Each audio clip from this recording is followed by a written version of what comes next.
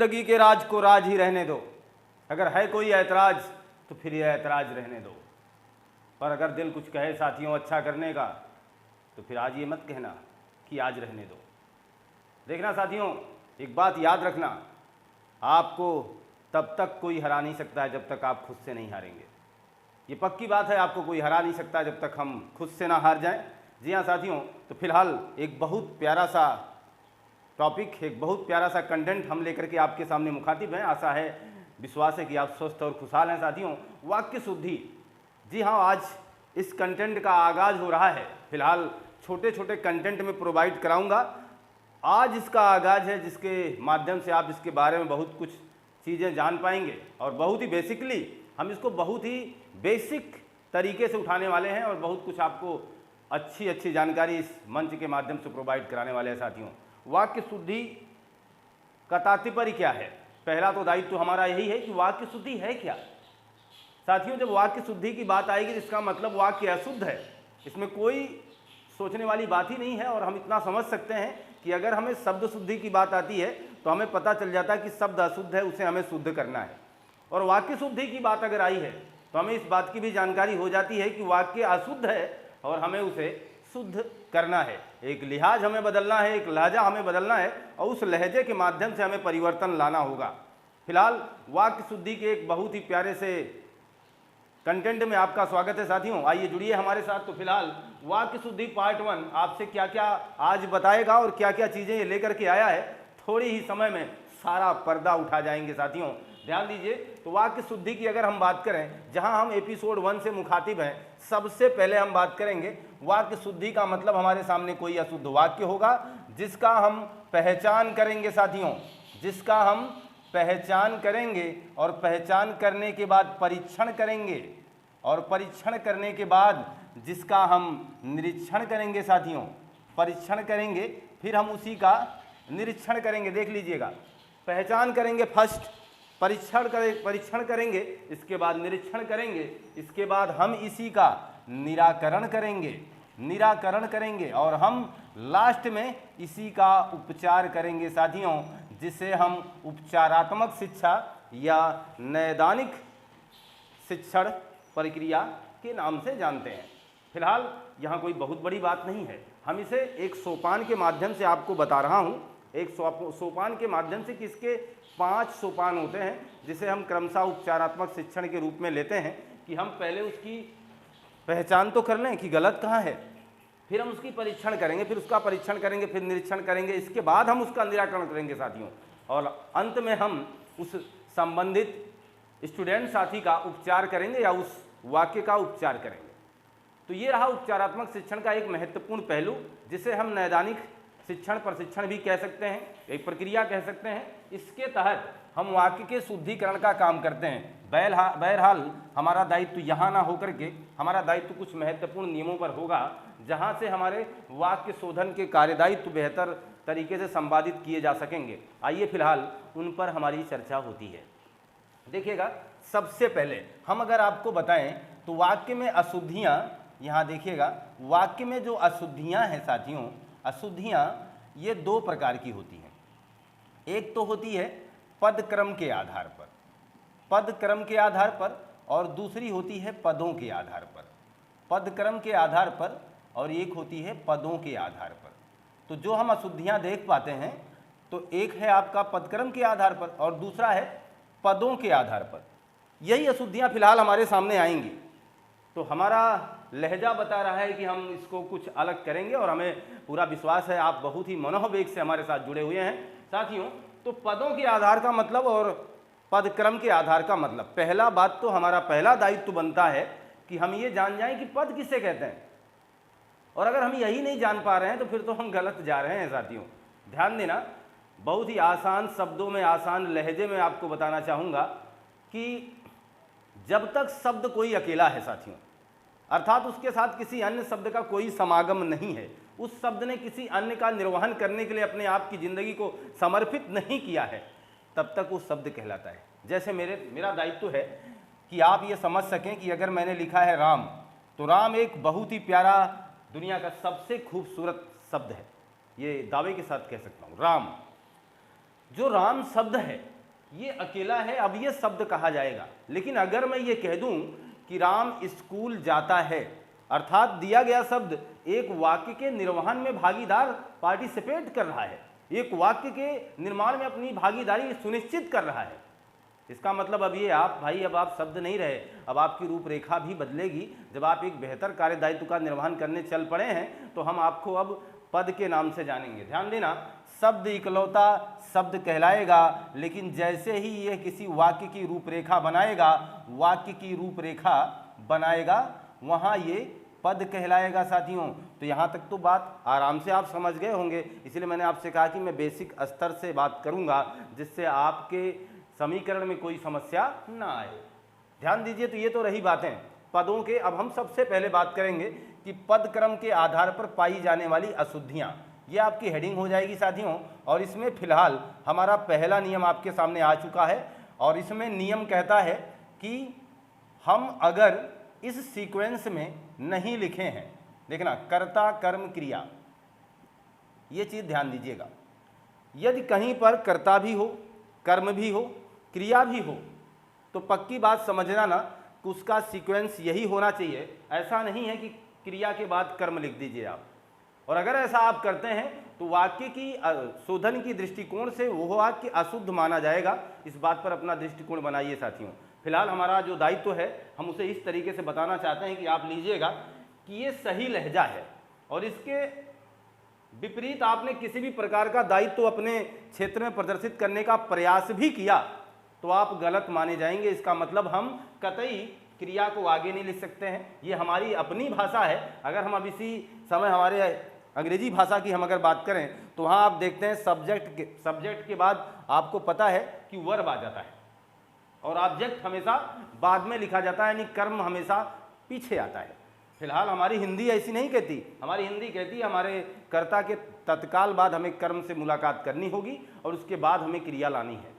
ये सीक्वेंस आप समझ रहे हैं, ये सही दायित्व है। मान लो किसी वाक्य में कर्म नहीं है तो बहुत घबराने की आवश्यकता नहीं है, कर्ता के तुरंत बाद क्रिया आ जाएगी, लेकिन ये चीज़ रहेगा क्रमबद्ध तरीके से।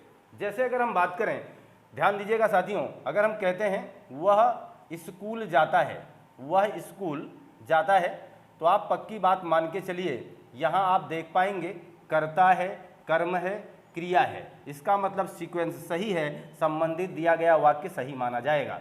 पर अगर हम ये लिख दें वह जाता है स्कूल, वह जाता है स्कूल, भले ही भाव आपको वही लग रहे हों, भले ही भाव आपको समझ में आ रहे हों, परंतु दिया गया वाक्य गलत माना जाएगा क्योंकि आपने इसके पदक्रम में त्रुटि अपनाई हुई है, अतः यह वाक्य गलत माना जाएगा। साथियों, इस पीरियड को थोड़ा सा अलग करते हैं। जैसे देखना जरा, अगर हम बात करें तो कर्ता किसे कहते हैं, कर्म किसे कहते हैं, क्रिया किसे कहते हैं, इस दायित्व का निर्वहन आप बेहतर कर सकते हैं। अगर हम आपको एक ट्रिक दें तो जो रामबाण इलाज के रूप में आपके सामने आ सकता है, जैसे मैं ये कह दूं कि अगर आपको कर्ता किसी वाक्य से निकालना है तो मैं आपको एक शब्द देता हूं, उससे आप प्रयास कर लीजिएगा।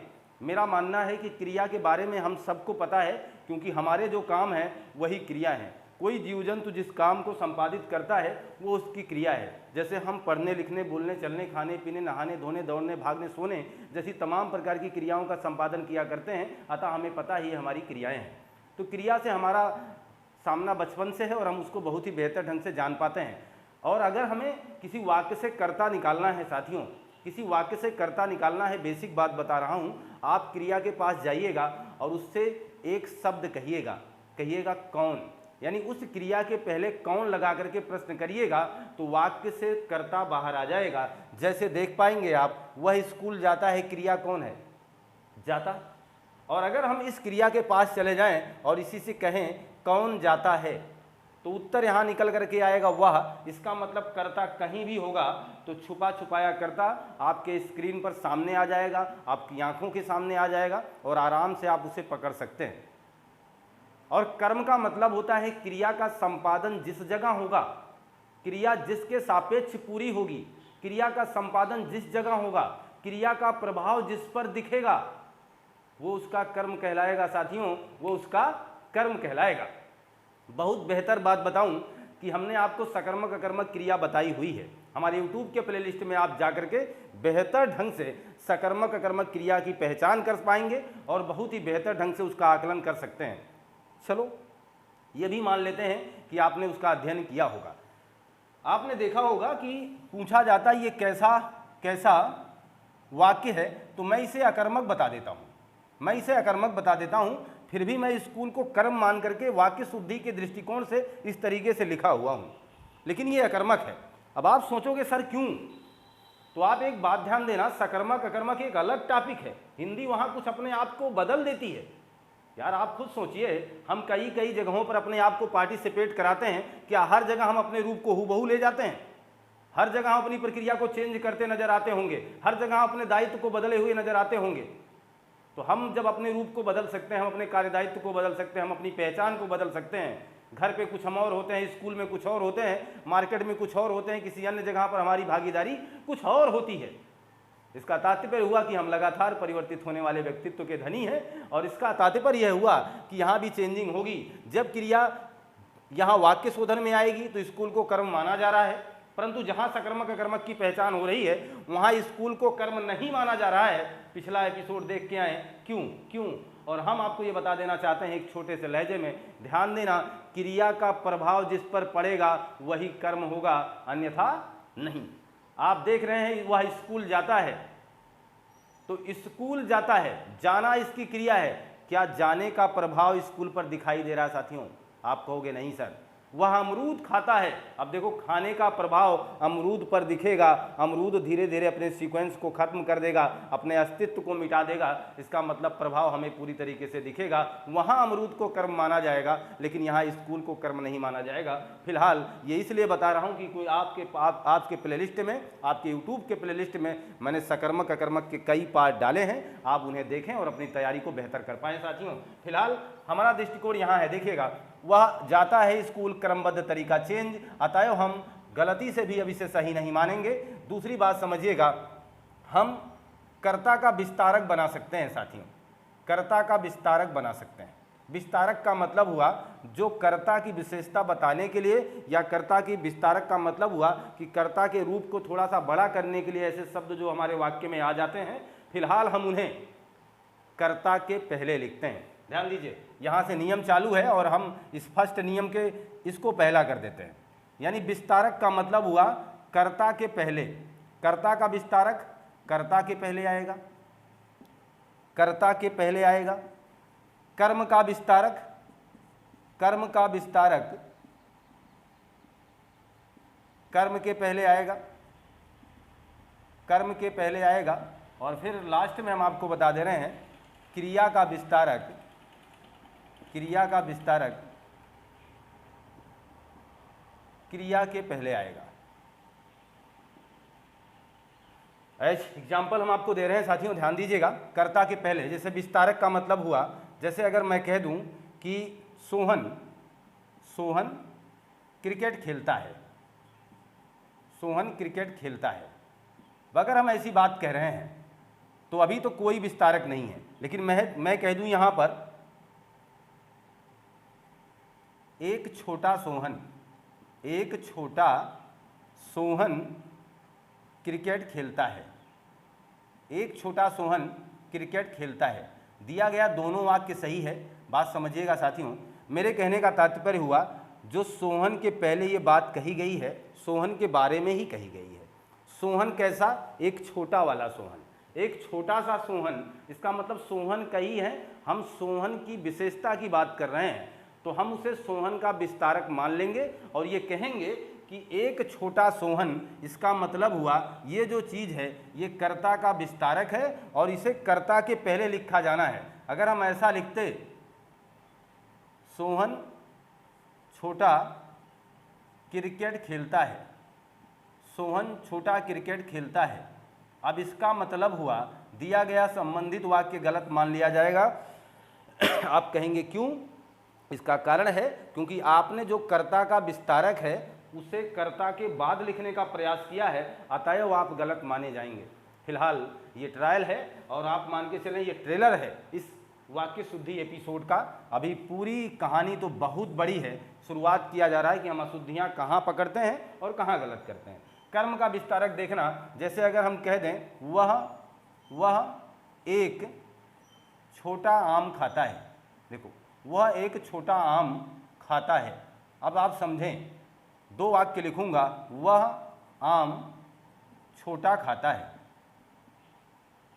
अब बताना दोनों जगह क्या है, आम हमारा कर्म है और आम के पहले उसका विस्तारक लिखा गया है, परंतु यहाँ इस दिए गए वाक्य में आम के कर्म होने के बाद उसके विस्तारक की रूपरेखा बनाई गई है, अतः हम इसे गलत मानेंगे और हम इसे सही मानेंगे। इसी तरीके से हमारी क्रिया है, जैसे वह बहुत तेज दौड़ता है, सही है, वह दौड़ता बहुत तेज है, गलत है। समझ गए ना साथियों, वह बहुत तेज दौड़ता है सही है, वह दौड़ता बहुत तेज है ये गलत है। क्लियर है ना। तो ये एपिसोड को हम आज वाकई में विराम देना चाहेंगे, क्योंकि कुछ व्यवधान की वजह से खेद है हमें साथियों। हम आपको पुनः दूसरे एपिसोड में कुछ यहीं से शुरुआत करते हुए आपको ये कंटेंट प्रोवाइड कराएंगे। फिलहाल व्यवधान के लिए खेद व्यक्त करता हूँ और आपकी पढ़ाई को यहीं पर विराम देना चाहता हूँ। पढ़ते रहें, मस्त रहें, खुशहाल रहें साथियों। मिलते हैं हम आपसे नए एपिसोड में। आपका दिन शुभ हो। आपको बहुत बहुत धन्यवाद।